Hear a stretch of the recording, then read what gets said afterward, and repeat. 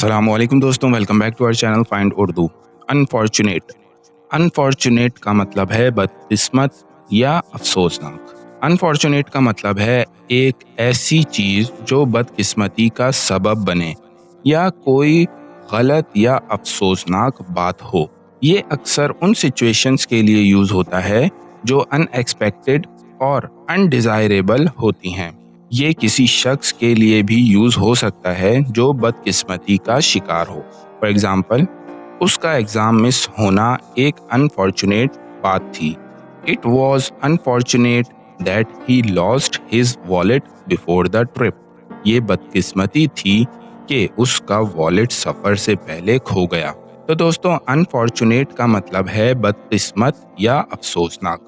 उम्मीद है अब आपको अनफॉर्चुनेट का मतलब समझ में आ गया होगा। मिलते हैं नेक्स्ट वीडियो में। शुक्रिया।